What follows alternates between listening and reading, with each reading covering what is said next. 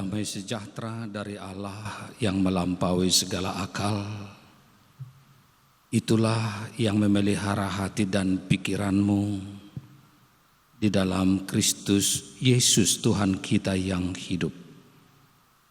Amin. Jemaat silakan duduk. Salam buat kita semua.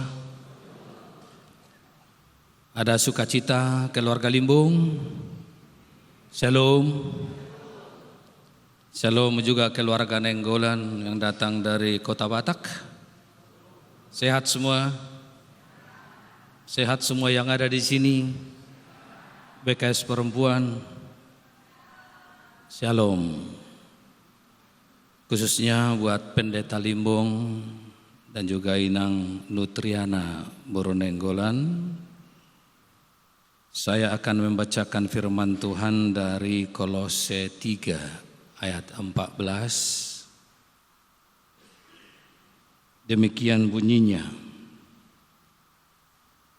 Dan di atas semuanya itu, kenakanlah kasih sebagai pengikat yang mempersatukan dan menyempurnakan.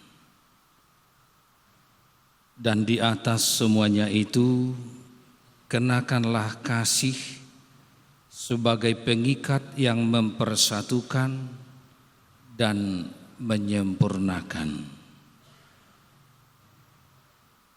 Amang Pendeta Agus Limbong dan Inang Nutriana Nenggolan SP,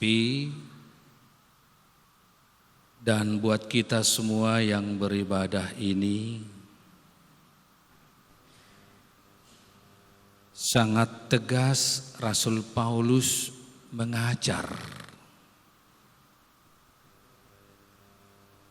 Yang pertama dia katakan,